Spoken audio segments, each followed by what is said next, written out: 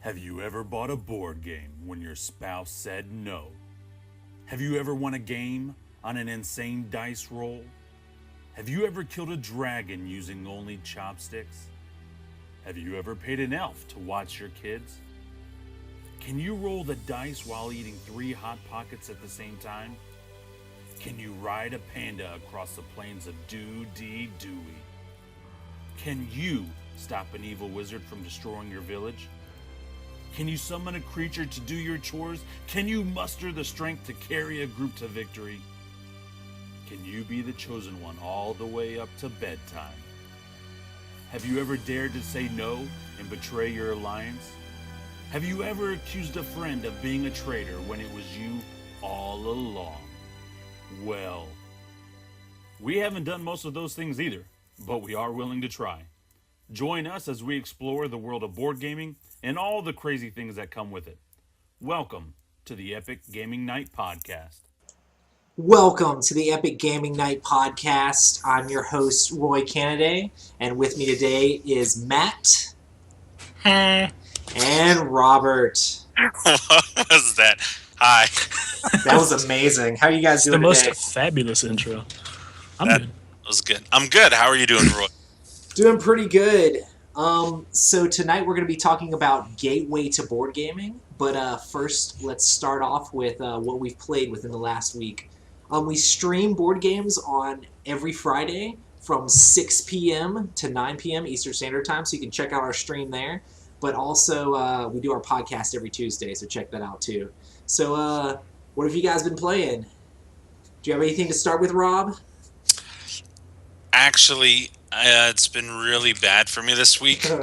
I've been playing House, and what I mean by that is I just bought an investment property. In fact, I'm here tonight, and once we're done with the podcast, I'll be painting till about midnight, 1 or 2 in the morning. Jeez. And so I did go to your guys' Friday night thing, and I got to watch Letters from Whitechapel at the end, which the game looks amazing. But it's been all work and no play this week. But I'm gonna make up for it on Saturday. Hey, while you're painting, you can listen to our podcast. That's a good thing to do while you're painting. I'm just kidding. You know, it does encourage the me. thing you It's just did. Yes, please keep painting so I can pay the bills somehow. Yes. So nice. But no games for me this week. Please don't be mad. No, it's all Please. good. Hey, Matt, Okay. do you want to go into... Yeah, I mean, so we played Hanabi and Letters from Whitechapel. And I'll talk about Hanabi because it's far easier to talk about than Letters from Whitechapel, in my opinion. So Hanabi is this nifty little card game where you have 5 different colors of fireworks, and the ultimate goal is to get as many points as you possibly can out of all the fireworks. So the unique game mechanic behind it is that you play with your hand of cards, but you can't see them. So they're facing outward and away from you, so everybody else can see them. And you can expend these little bitty tokens to give people clues and hints about what is in your hand. But it's really weird, and it's a game that's very easy to accidentally cheat. You still don't win, even when you do. But yeah, it's just an interesting little cooperative game. So you have 5 different colors of fireworks, and then you have point values of them that range from 1 to 5. So in terms of the number cards, there's only 1 5, and I believe 2 4s, 2 3s, a couple of 2s, and then like a bunch of 1s. And you have to play them in order from 1 to 5, kind of like reverse solitaire. It's interesting. It is. It's just a fun little game that you could probably play in 20 to 30 minutes where people are just getting super mad at everybody else because one particular person, not going to name any names, continued to forget what that one card was that we pointed out turn 1 that he should play. Yeah, it's a game that's really hard to, not table talk. I was actually talking to one of the people on Twitter. I was like, it's really hard to not table talk because we're, all, role players and thematic people. So it's all like, man, come on, man, let's do this thing or whatever.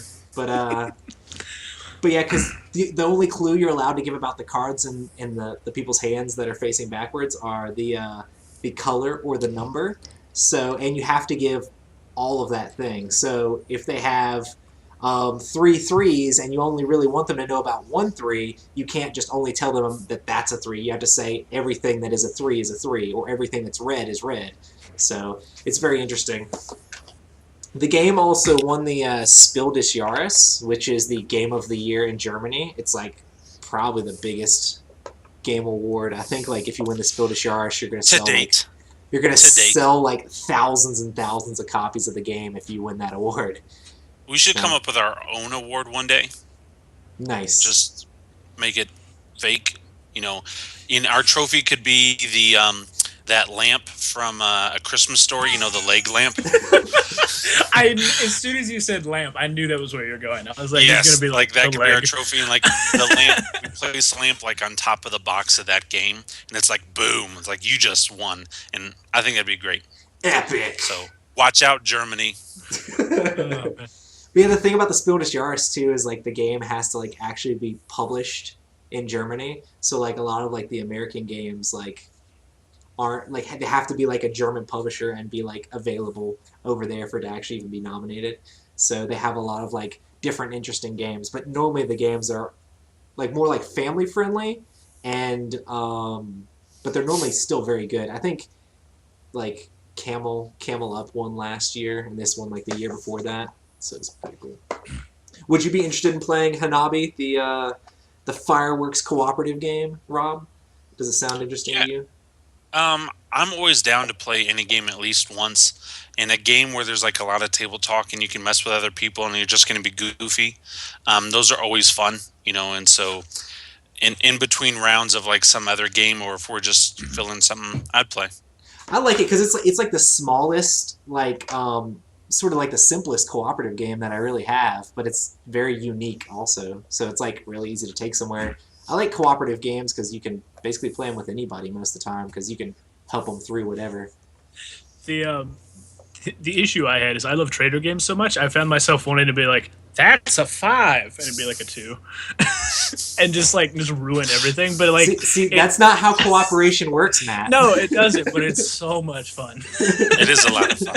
If there was a hidden trader in Hanabi, it would just be a mess because everybody else would just be like, that is not what that card is. Don't listen to Matt. That would be so terrible. Oh man! But you would have to expend little things so you could give clues to be like, that guy lying. Just don't listen. This guy is not who he says he is. I don't know. He's trying. I wish to I could have wreck just our fireworks. I wish I could have turned over 3 of those on my turn that one time and Have just we be come like, to that as everything a in game y'all's group? hands is just awful. What do you mean? Just throw it away. Well, like I know several of the games I played with you guys in the past, being that they were co-op games, but like for example, Dead of Winter, like I'm gonna help you, but I could also lie about helping you. Is that the kind of trend that we're on right now? Because I could see Matt doing what he just said in Hanabi, just so I would waste my resources to prove that he was wrong. I mean, I don't know. I like it. I think it's a fun idea, but Okay, well, here's the thing. Every hidden trader game that I've played since I've been there, I've been the trader. So it's like, I always get to just be like, and I stab you. you were the traitor in Dead of Winter. Did not win, though. Oh my gosh, that's Nobody right. Because Nobody won. That was horrible. That was horrible. Almost. Okay. It's all your Almost. If I fault, could, Rob. if Roy wouldn't have just ended the game, it's not. I could have just walked up, clubbed that one character, and then I would I have think it's your fault because you got a rule wrong. But whatever. What rule? What rule did I get wrong? The one where, like, whenever there's an event card that like gives you more people, you don't have to play it. And like we were playing the scenario where it's like Too many mouths there or was just something. too many mouths. Too many mouths to Yeah, feed. yeah. Yeah.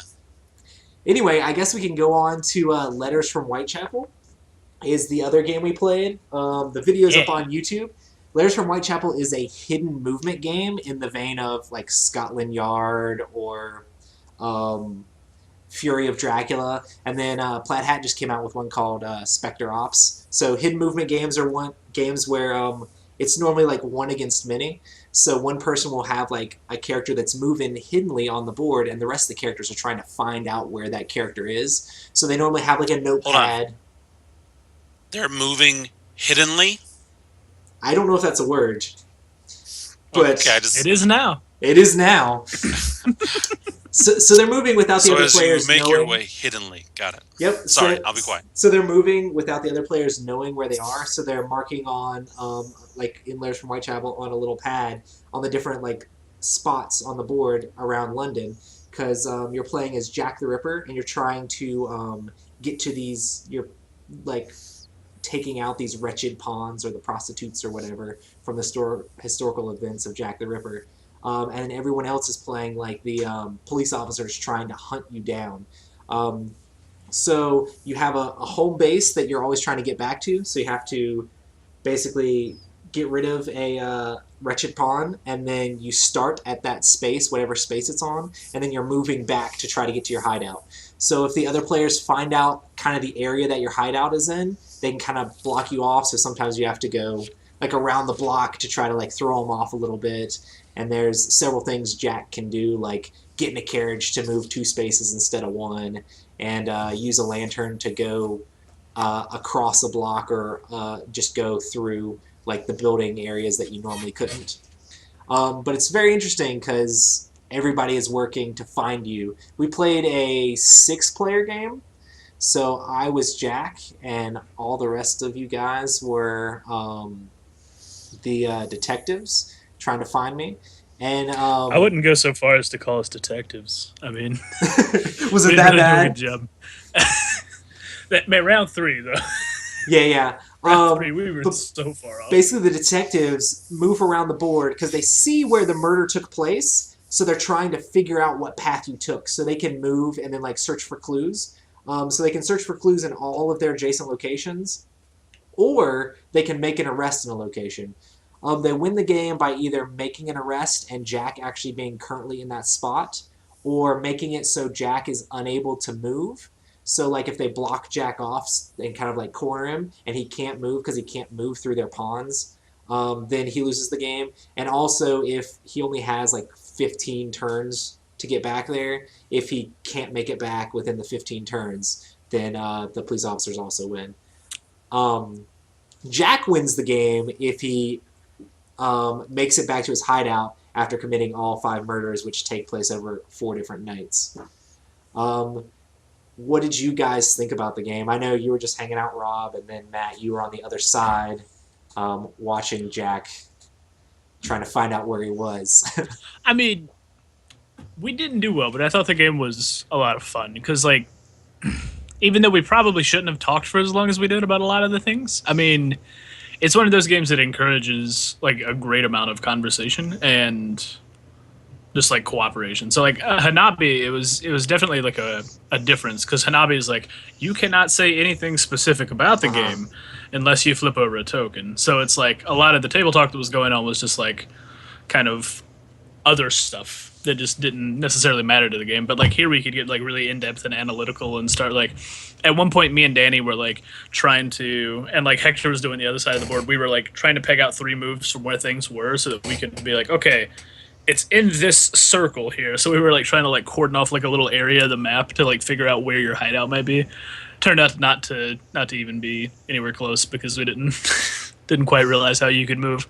But yeah. I thought it was very interesting. I tried to give you guys enough time to like do all of that stuff, like think things out and try to figure out where the stuff is and all that stuff. And then like after the round was over, I'd be like, hey, I'm back at my hideout, and then I give you guys a chance to like look at the clues you had and try to figure out how, because like the little marker for Jack stays on the board and shows how many moves he's actually done. So you can kind of like, as the officer, you can kind of try to figure out how to trace your way to where he went, sort of. And whenever you use the power-ups too, those get placed on the movement board for Jack, so you can like kind of go back and try to say, okay, well he started here, and then he made a move, and then he did like this stagecoach move, which is like a double move, and then try to piece together things from there.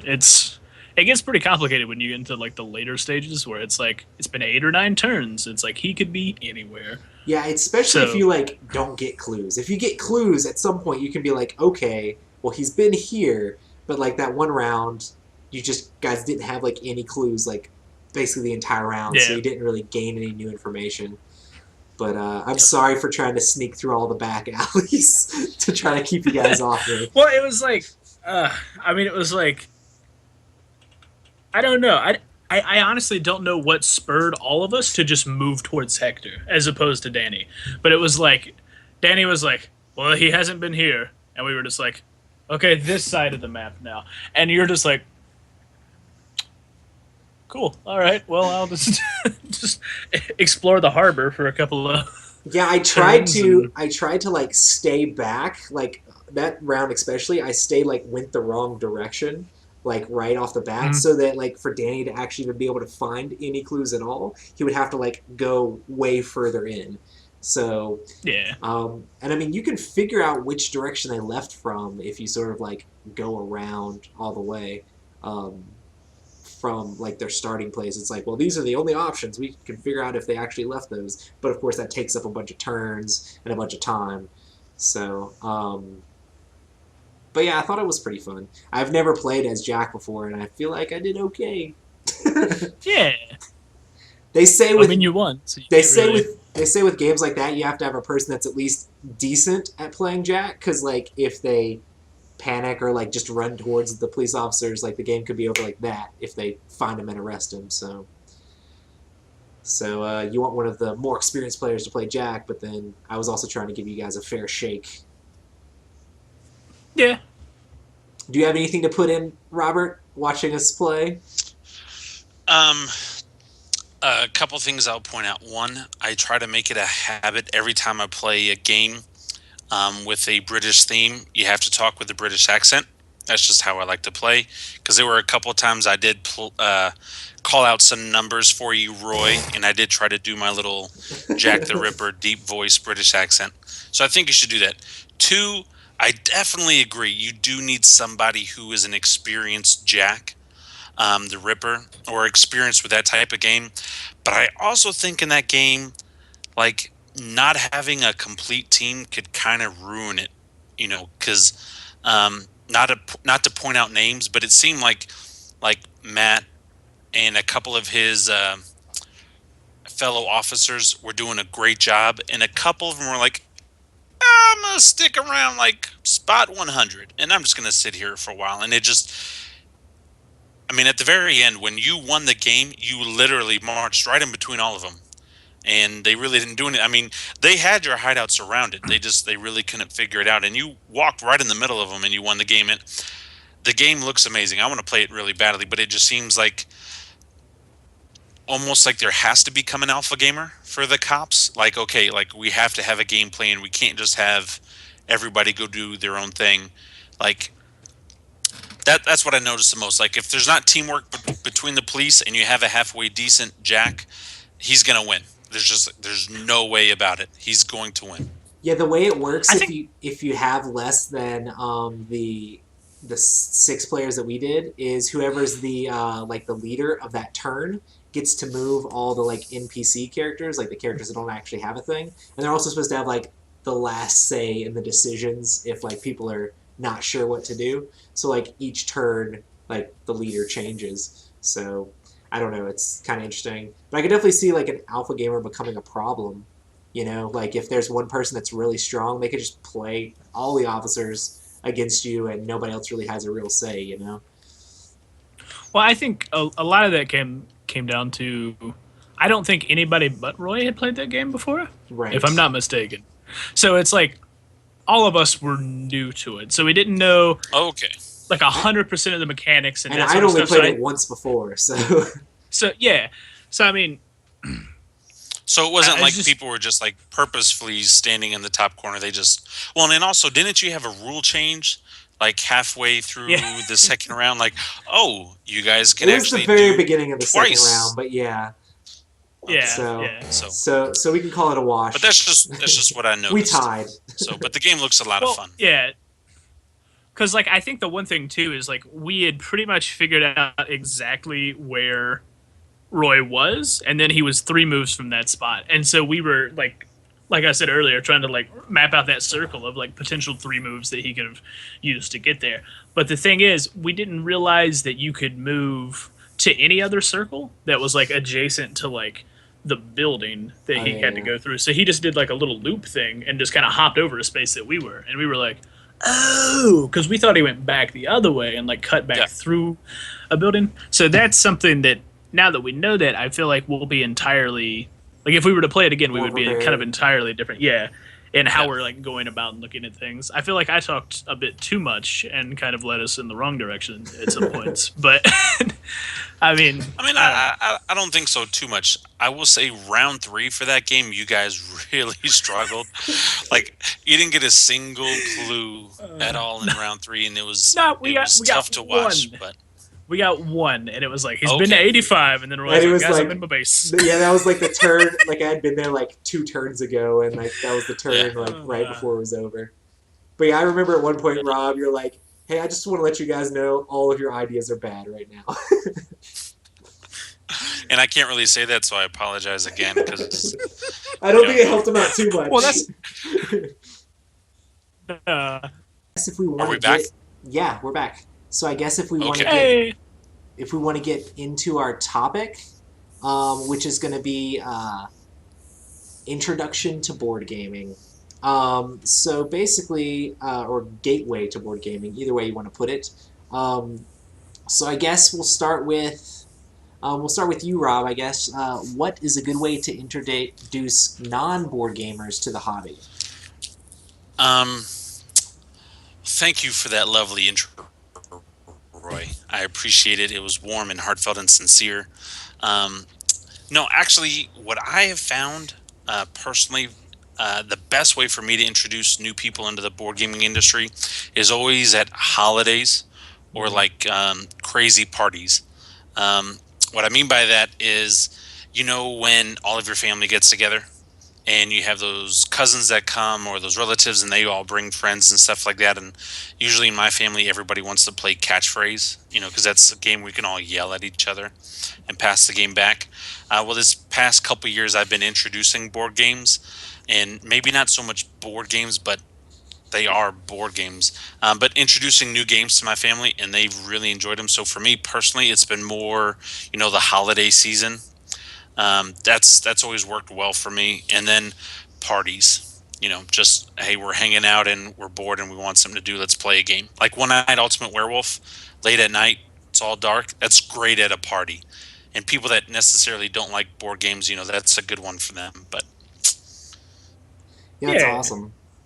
Thank you.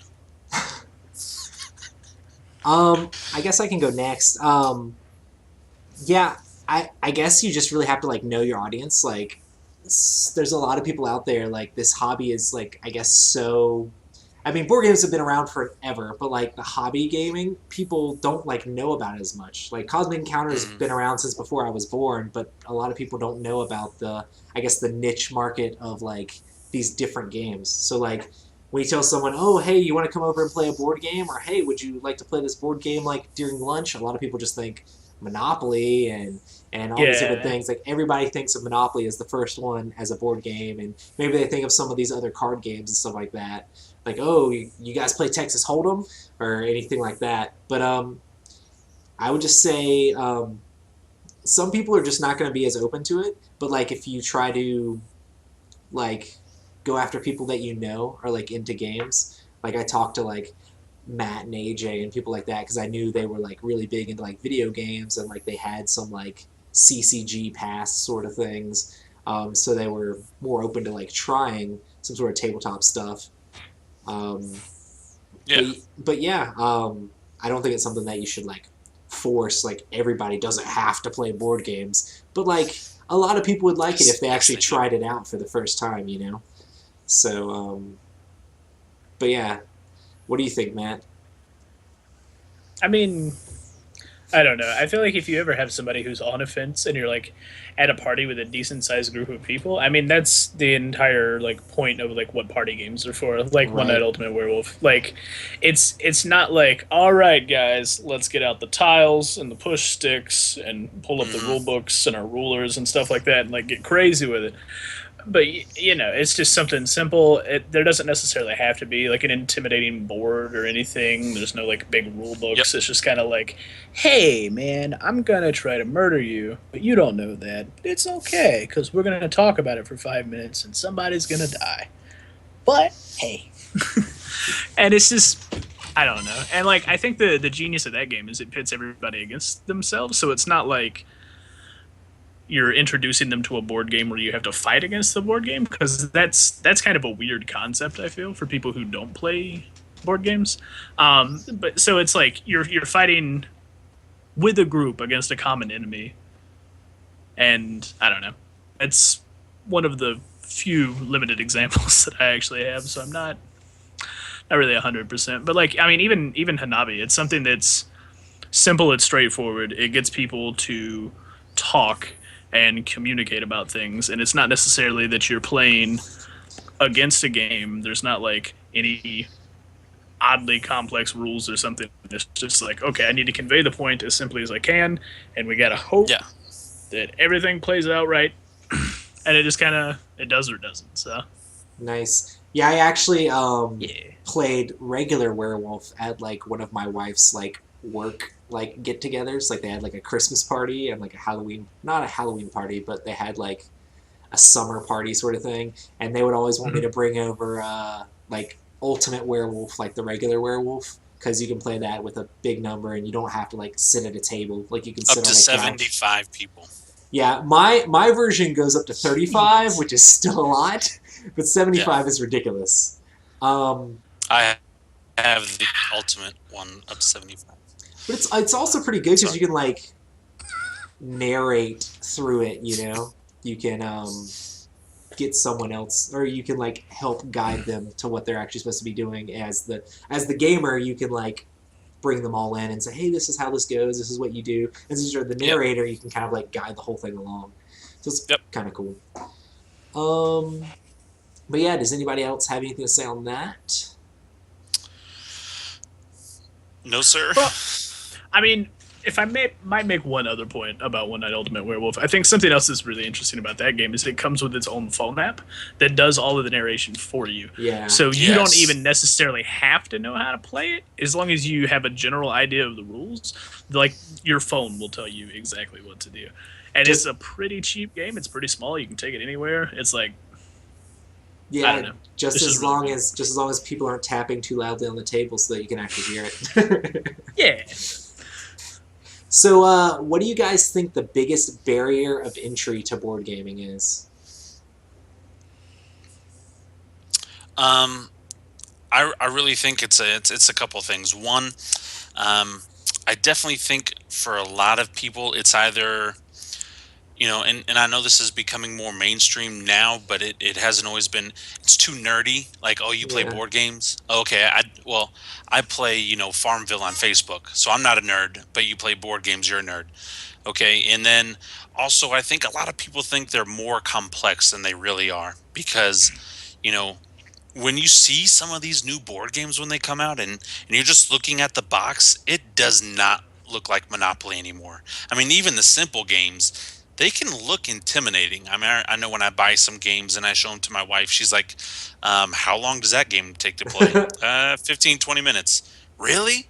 You know, she's kind of blown away sometimes because it looks like a lot. Now, I like that, you know, being an enthusiast, because it's showing how more mainstream board games are coming and people are putting a lot of love and effort into projects now, you know, rather than just slapping stuff on a board. But I think it's too complex, and I still think there's this, you know, this typo where it's too nerdy, it's not my thing, you know, like, I'm too cool for that kind of stuff.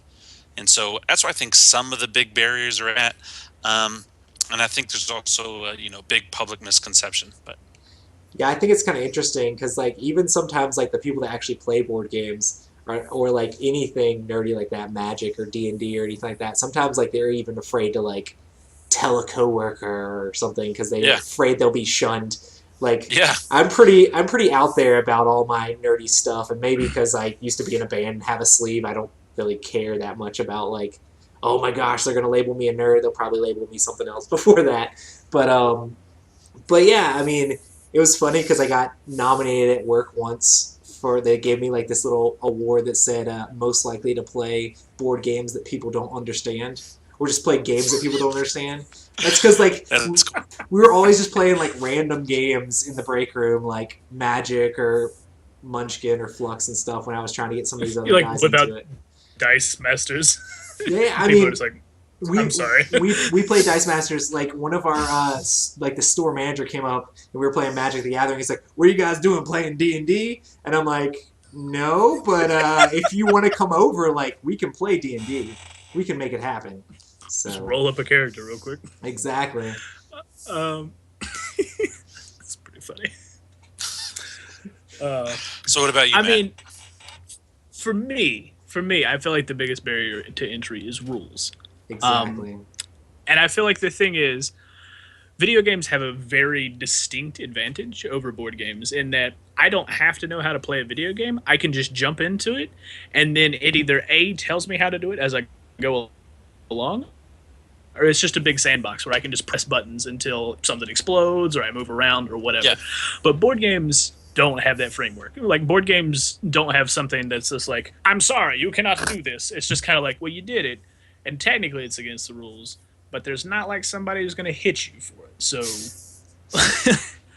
and so I think that's the thing, is a lot of people, if they're just going to come home and do something relaxing, I think a lot more people would rather sit down and play video games, even if it's just like 4 people playing Smash on the couch or something. Like, it's easier to just sit down and go than it is to like sit down, drag out a board, open it up, figure out what the rules are, especially if you've never played it before or anything like that. So I think that's a really good point. I didn't think about that because being that I'm a fan of board games, the rules don't bother me because I expect that. But that new person into board games, some of these books for rules are pretty big, or some of them are broken where, okay, does this mean this or this mean that? And if you really don't know the lingo. So I think, Matt, that is a fantastic point. You get 2 gold stars. Yeah, what was I going to say? I'm into board gaming hardcore, and I still don't like to read the rules. Like, I mean, when I get a new game, like the first thing I do, or before I get a game, the first thing I do is try to look up the rules online. I want someone else to explain it to me. Or watch it played. Yeah, I watch a review video, like from Tom Vassell, and normally like he'll talk through like part of the rules. He doesn't go into in depth or anything. But I've played so many of these games, I can kind of like pick it up. A lot of people aren't going to have like that much experience with games, but like I'll just go to the rules whenever like I need to find like specific answers to specific things. But for the most part, I'm like, let me watch someone else play through it, or let me watch like Rodney Smith teach us how to play on Watch It Played. Or like actually have a friend teach me the game if they actually own a copy before I'm like, all right, let me whip out the rule book and read it all the way through. Companies are trying to get a little bit better by having like little tutorials in the game. Like I know like Space Alert and things like that had like a specific tutorial, and like different games will be like, okay, now first you do this, and they teach you in steps, sort of like a tutorial for a board game would go. But most of them are just like walls of text, and you have to do all these things and all these phases, and you have to make sure you do it right. Because for the most part, like with a video game, if you do something wrong, you can't really do anything wrong. Like there's walls, you can't like walk through the walls, like you're stuck. But like in a board game, if you do something wrong, you're just out of luck. Yeah, like in video games, there's a very set structure, and somebody is like holding you and kind of pinning you to like that particular way of thinking or going. And it's like, it's not even like narrative storytelling that locks you into this like kind of tracked mind. It's just like physically how the game is coded. There are just some things that are not possible. And it's like, board games aren't that. Board games are in the real world where physics is just like, whatever. Like, we don't really care what you do.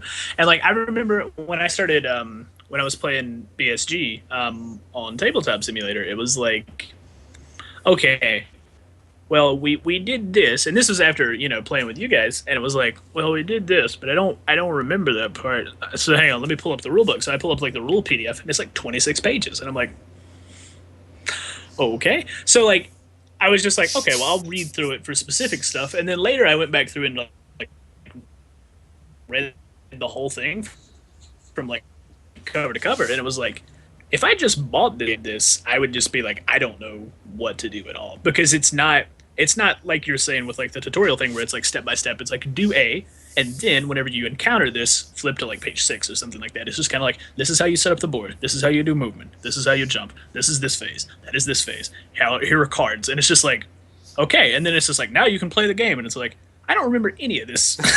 Like, just straight up. And so it's like, it's one of those things that, like, your ability to play it comes with just the more times you've played it, which is something that's, you know, also in video games. Like, you get more skillful with it the more you play it. But at the same point, there's a lot of video games that are just kind of narrative single-player experiences that don't really ask you to replay it as much as you would a board game. So yeah, like A is always going to be jump. Like most games are like, oh, let me press this button. Oh, I jumped. Like that's a jump. Yeah. I didn't even have to like read an instruction manual to figure that out. So. Or like another good example of just like overwhelming rules is like Josh at work when he bought Mage Knight was like, dude, this game is gonna be awesome. There's so much stuff you can do. You can do like, and he's like explaining to me all this stuff I'm doing. Like, man, that actually sounds like really cool. That sounds awesome.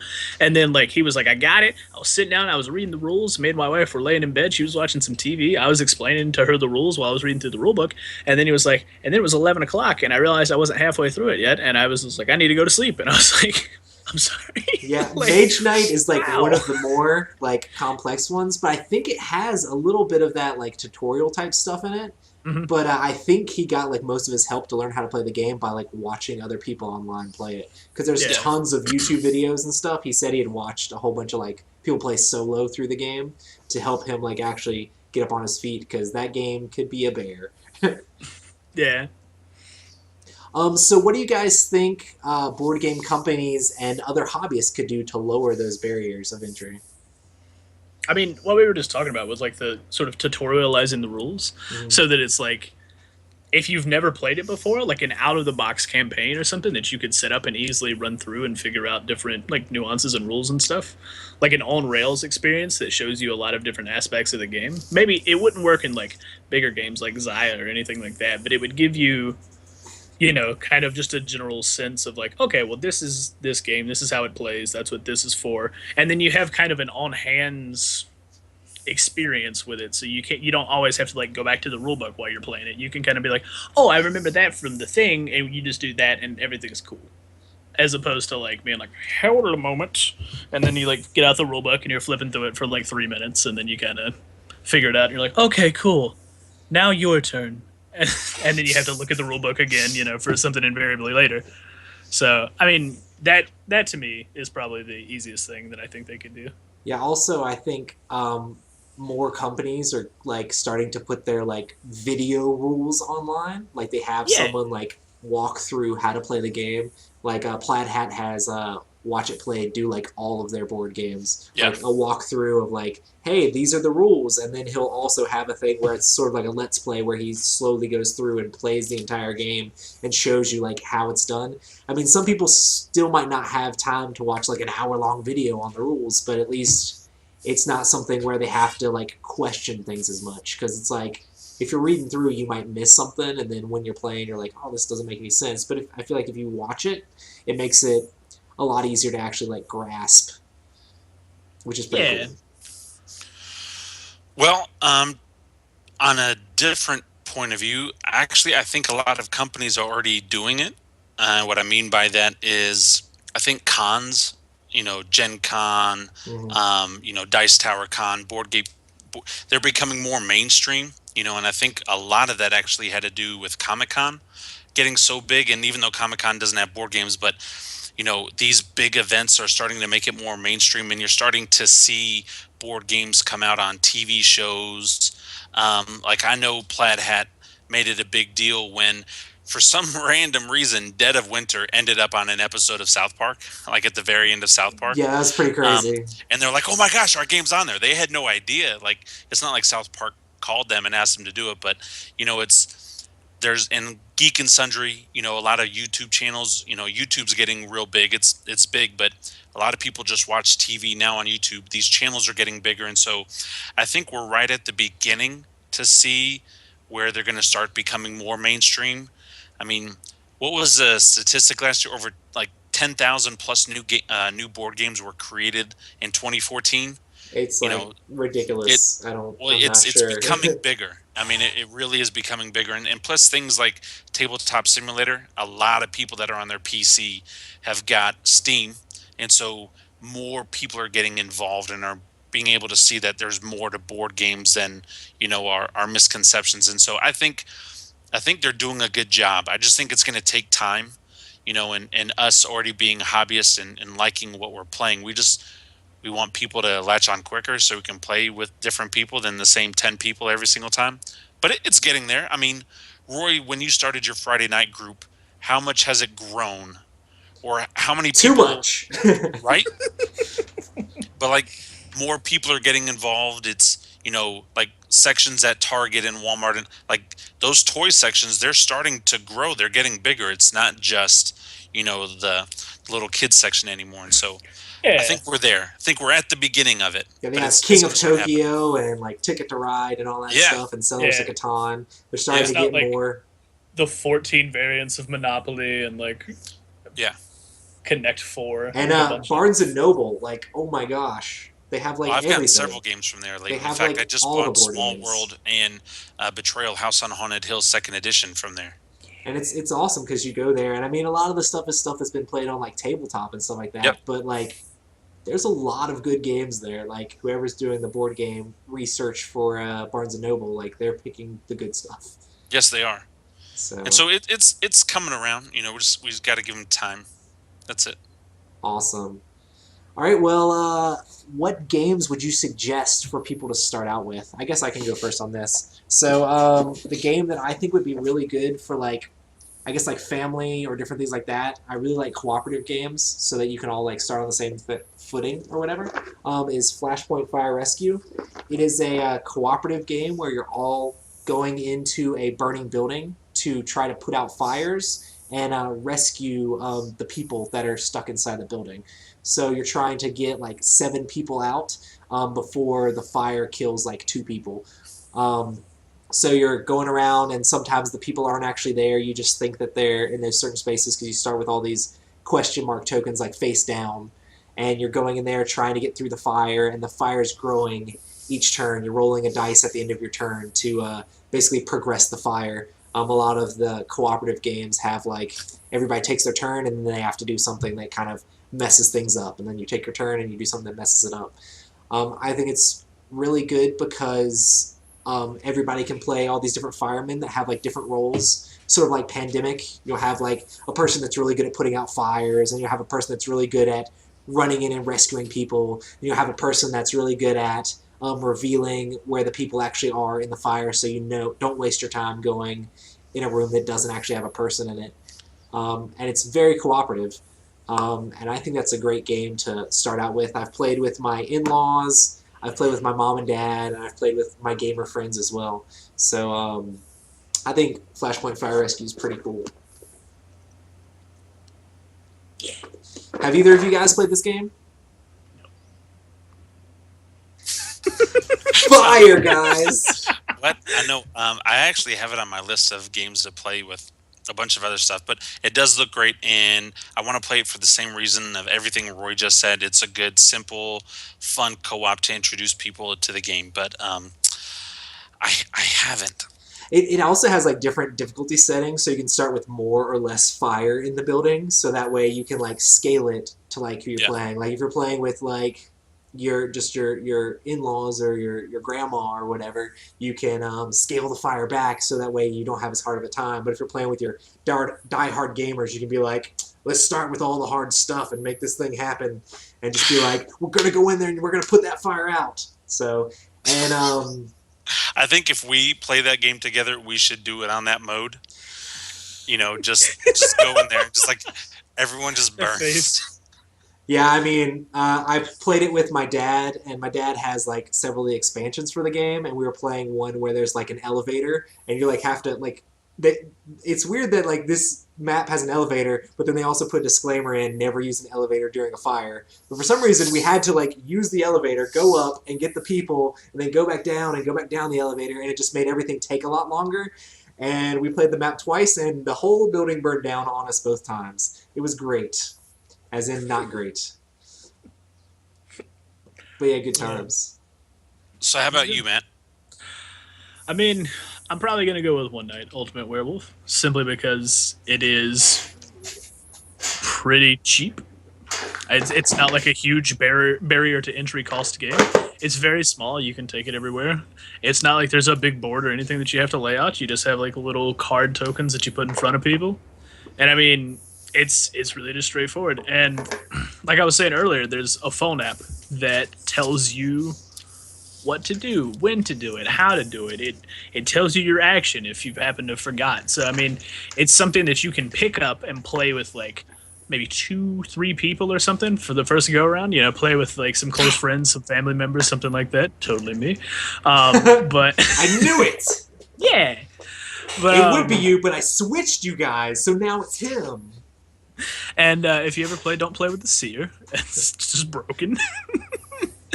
But no,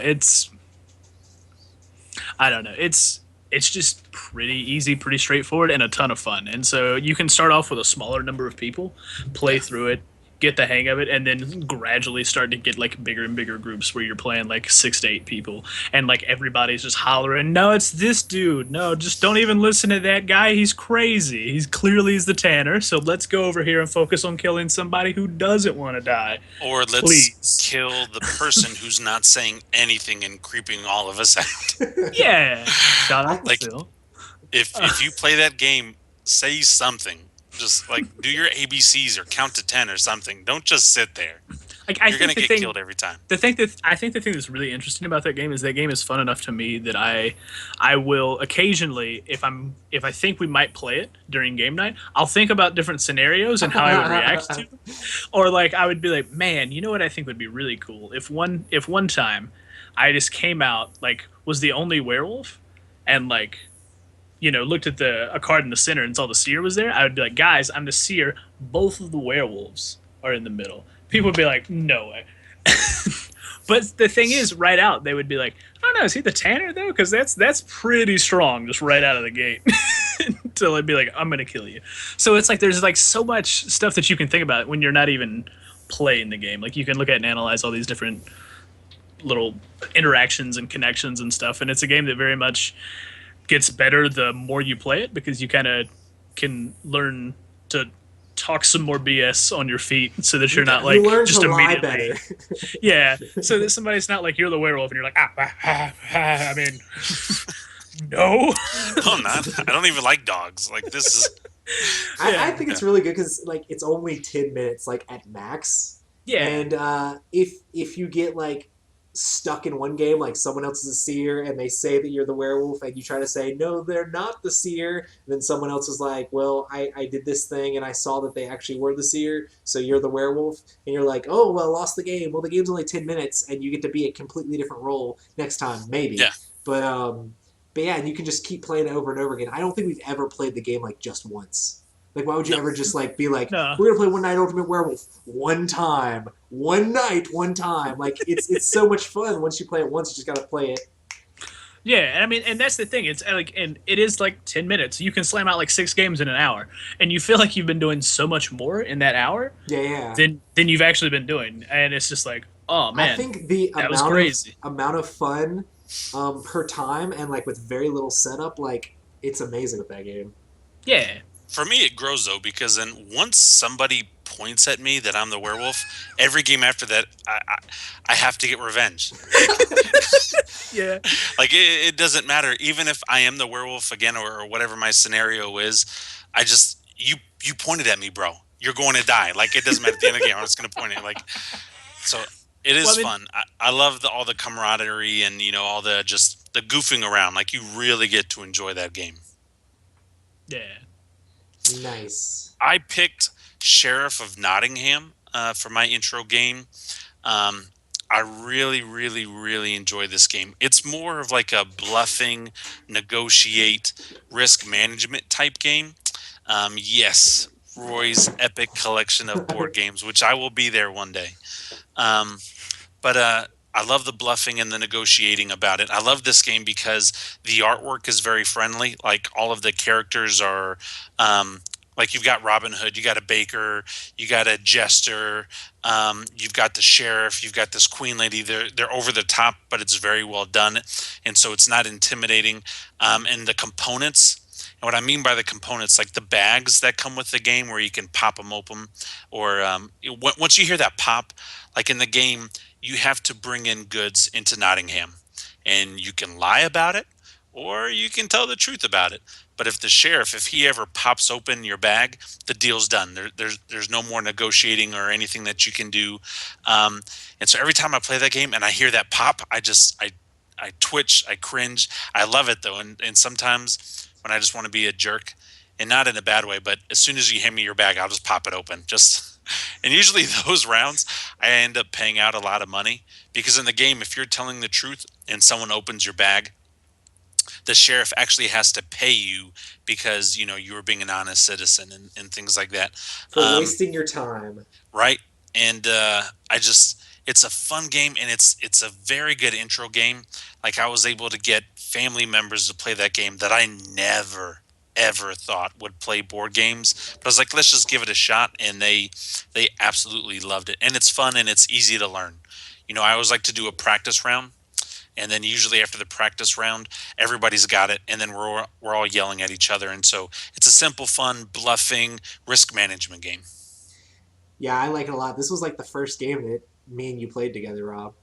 It is the first game that we played together. And it's funny that you say that you like to just pop it open without negotiations, because I remember when I did that to you in the game, you're like, dude, man, we got to negotiate. What was that, bro?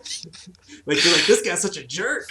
Well, see, what I also love about the game is, like, I can negotiate with Roy. Like, okay, Roy, listen, you're the sheriff. I'll pay you $5 to open up Matt's. Like, I know Matt is lying.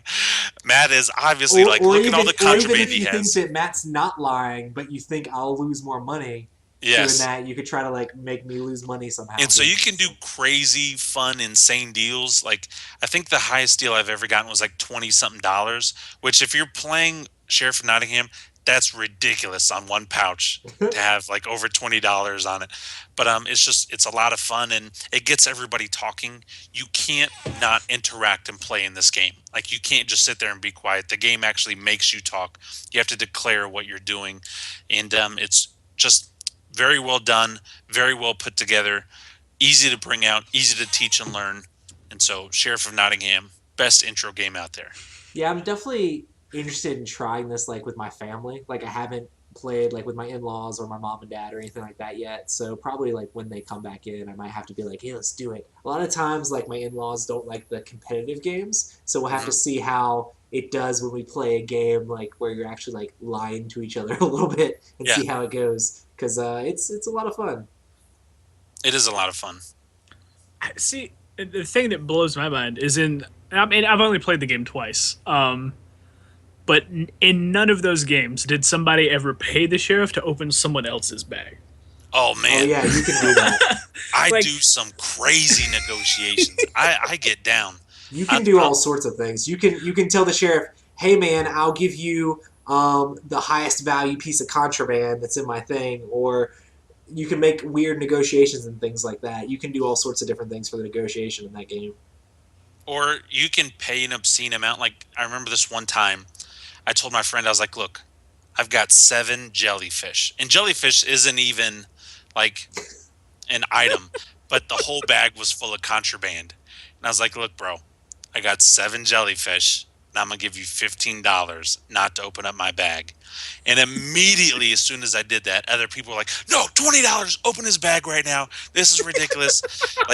You can, as crazy as you want it to be, you can do that. But the thing about the game is, once a deal is struck, so once that bag is open, no more negotiations. Or once the sheriff takes the money from any deal, then the deals are done. And so you have to honor that and respect that. And one last thing about the game, what I love is when you believe somebody, oh, you only have 3 apples. Okay, sure. You've been a nice, good Christian person. I believe you. And then you open the bag and it's all contraband. There's not a single flipping apple in the whole thing, and they just kind of put it right there. Immediately, I'll never trust you again.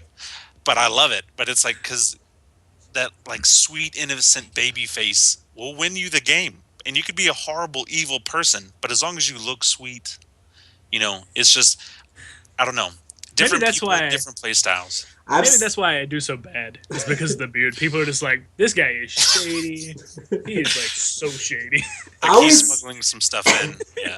I always like get messed up because like I'm like, are they actually going to open my bag or are they not going to open my bag? And I mean, I've had points where I could like bluff someone and fill it with completely legal goods and like try to act shady. But I think people are catching on to that now, and they're like, if he's trying to act shady, it's him. So like, I need to try to like figure out my game in that game so I can be like acting shady when I am being shady, so they think that it's too shady, and then I want them to open it. And like, there's all this reverse psychology you can do in that game. And it also depends with the group that you play with as well, which is fun. Like Ultimate Werewolf, like you can play with different groups of people, and all the different personalities really work out.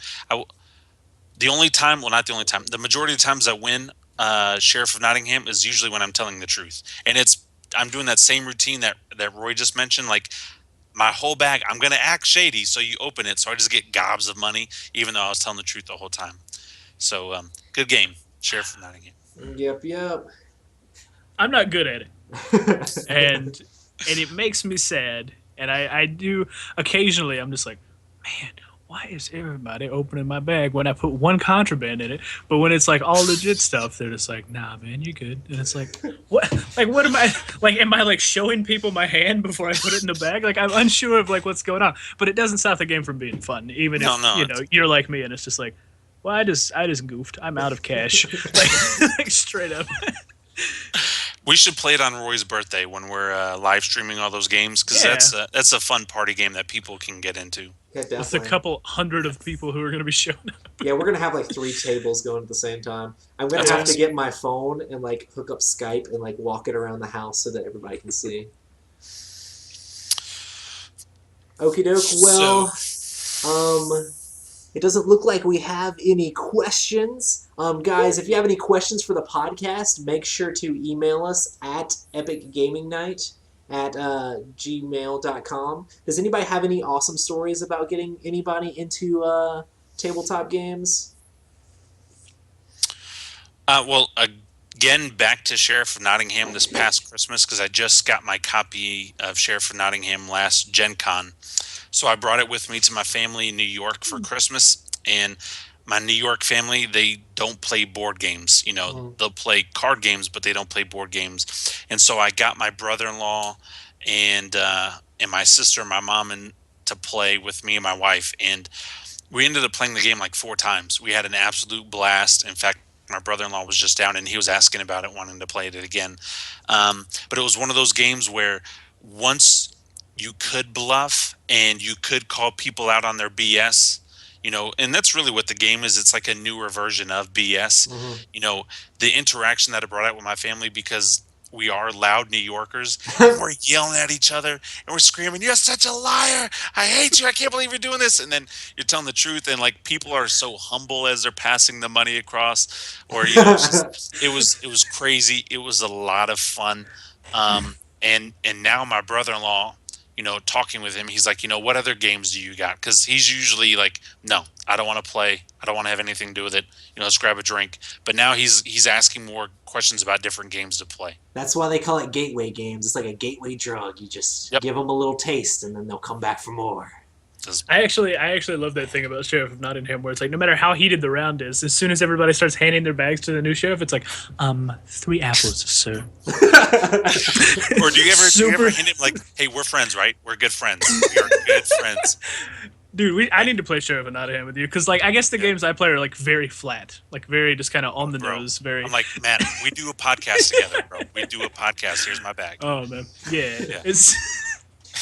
So my awesome story is I got my grandma into playing like Love Letter over, like we played like Thanksgiving and stuff like that. But she came down and was there with my uncle, and my mom and dad and me and my grandma would play several games of Love Letter, and she actually like really got into the game because it's so simple.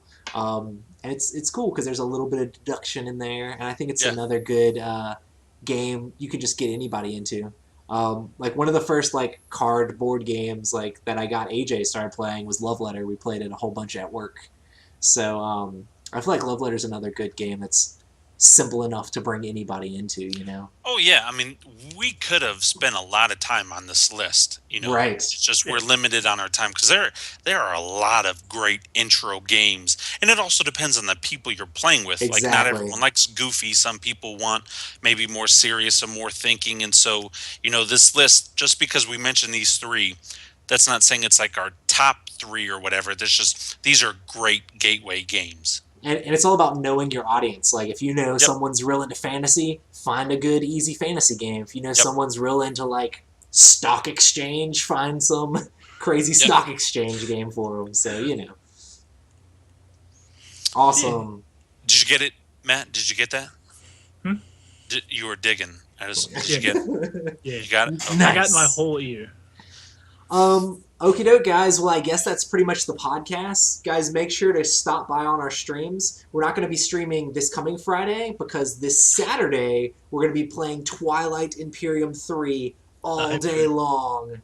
Oh my goodness. Make sure to stop by and see who's winning. We don't expect you to stay there the whole bajillion hours. Maybe Rob does. But, I mean, I'm going to be disappointed if you don't, just to be completely honest. Like if I don't see that you're logged in for 7.5+ hours, don't come back. I mean, the to be views fair, of Rob do not... I'm just joking. Please come back. We love all of you. Epic You're Gaming beautiful Night. people. I mean, to be fair, if you're having a lazy Saturday, turn it on. Maybe clean the house a little bit, throw it up on a Chromecast, something like that. Absolutely. Exactly. You don't even have to watch so much. Just listen. When you hear random yelling, you liar! You said you were going to do that. I thought you were going to vote for this law. Yes. Now I can't have War Sons. I'm excited. And then to, just start clapping. You know what? Screw you. Screw you. Just random, like, angry clapping. I love it. Oh man, this is gonna but be. yeah, so we're going to be doing that this Saturday, the 16th. I think we're going to start like around 11ish with like rules introduction and all that stuff, and then going on. And then next Saturday after that, the 23rd, we're going to be having like an all-day game day thing here. So we're not going to have our normal Friday night, but after the 23rd, we're going to have our Friday night board games back. And then we're going to stream the podcast live every Tuesday, 9 to 10. So make sure to stop by for that. And all of our live streams are at www.twitch.tv/Epic Gaming Night. Make sure Did you get it right, Matt? Yeah, man. No.com. No.com, guys. And also check us out on Twitter and Instagram at Epic Gaming Night. And feel free to email us any questions at epicgamingnight@gmail.com. Do you guys have anything else to add? Just TI3, it's 6 people playing, and only one of us has played before, because I really don't count the one time I played as playing. So it's 5 brand new people. So it's going to be very humorous. Yeah. Hey, but if you want to learn how to play the game, just listen to me teach how to play the game. So. For the Yep. first hour. So Exactly, for the first hour. We're going to try to get into it real quick and make it flow. And I'll try to make sure to let people know what the scores currently are. Awesome, guys. Have a great night, everybody. We miss you. We miss you so much already. That's Even though been you're the still here. podcast. Thanks for stopping by. We're going to be famous. have a good one. Bye.